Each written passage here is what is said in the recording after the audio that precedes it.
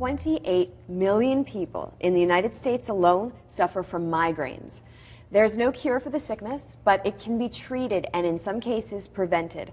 Dr. Richard Wittenborn, who is a neurologist with Somerset Medical Center, is here with information on battling the attacks. Thank you so much for being here, Dr. Wittenborn. Well, thank you for having me. I think there's a lot of confusion out there when we say migraines, the confusion between what's a migraine and what's a headache, and how do they differ? Well, all migraines are headaches, but not all headaches are migraine. Migraine has a fairly formal definition according to the standards of the International Headache Society. But from a layperson's perspective, typically you're looking at a severe throbbing headache, often associated with nausea, you're sick to your stomach. You may have a sensitivity to light and noise, and it's the headache that puts your friend in a cold, dark room. My Aunt Dee suffers from migraine headaches, and she's been at points where, and that's something that I'm interested in knowing, because she's got, beyond the headache, some things that you were mentioning, sometimes discomfort in her stomach, and also a light that flashes in front of her eyes. And those are all symptoms, and I know there's more that also differentiate a migraine from a headache. Well, when people use the term headache, most of them are referring to what would be diagnosed as tension type headache. And probably 85% of people have this. Mild, dull headache, often coming on at the end of the day. Is it difficult to diagnose a migraine? Yes and no. Okay. The problem is that the characteristic symptoms are pretty straightforward.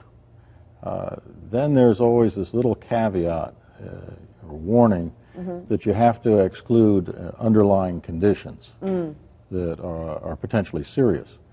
Now, if you've had the same headache for 10 or 15 years, it is unlikely that this represents anything terrible. But if you've had them for a few weeks or a few months, then it could easily be something that's much more serious. You know, I'm thinking there's probably someone at home right now who's going, you know, that sounds like me. I've had these, this pattern's changed, this is debilitating for me. And it's important to go to the doctor. How can they prepare for that doctor's visit? Often people think about how it's disrupted their life.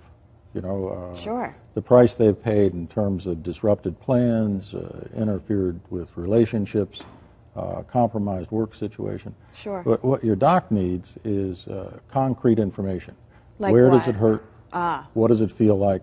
How does it change? How long does it last? How often does it come? And as specific as you can be, you know, where does it hurt, to be able to reference exactly where the pain is radiating from? How long does it last, as close as possible to know, you know, 1 hour, 15 minutes, 3 hours, that type of thing will be helpful for the doctor? And there's always the temptation, and I do this too, when you finally have something that's got your attention enough that you go to the doc, you tell them about the last 2 things you had, and not give them the pattern of how this has existed over the last year or 2 or 3. Because are there triggers? I've heard that there can be, or it's thought that there's migraine triggers out in the world. Well, there are a whole host of things that cause some people with migraine to have a headache more frequently. And they range from foods, notoriously alcohol, or preserved meats where there are nitrates. Some people have psychosocial stress-related headaches. They'll have headaches sometimes with the onset of a stress. Sure. They're coming up on an exam, they get a headache. Sometimes they have letdown headaches after all the excitement's over. Now, if I'm suffering from symptoms, or someone at home right now is suffering from symptoms, are there treatments available today? Depends a bit on where you are in the context of the headache.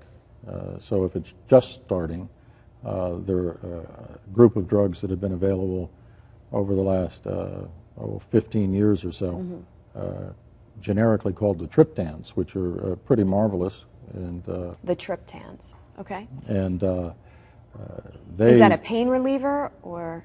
Actually, no. The nice thing about this is that it goes directly at one of the mechanisms of migraine. It goes at the serotonergic nervous system. Serotonin's one of those neurochemicals that allows one nerve cell to talk to another. And it goes right at the target without giving you all the side effects of pain medication. Oh, really? So there are options.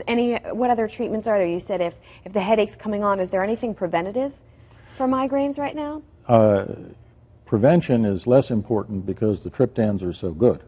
Ah, I see. There are a variety of medications that have been actually developed for other purposes. So some of them are blood pressure medications, some of them are antidepressants. And we've discovered one of their side effects is the alleviation of migraines? What happens is that you Interesting. give them to the person who has the primary issue, and then they come back and they say, oh, by the way, you know, I haven't had my headaches. Oh. There was even a study of aspirin in middle-aged male physicians, and they discovered that an aspirin a day decreased the self-reported incidence of migraine among these people. Our key area is here, because I know we're almost out of time, is just to remember that it's okay, there is a difference between migraine and headache. Track the symptoms that you're having, make sure you write it down, bring a history to your doctor, don't be afraid to go to your doctor, and that there are treatments available today, either when you're getting the headache or to be able to avoid certain triggers. Dr. Wittenborn, thank you so much for being here today. I appreciate it. You're welcome. Thank you.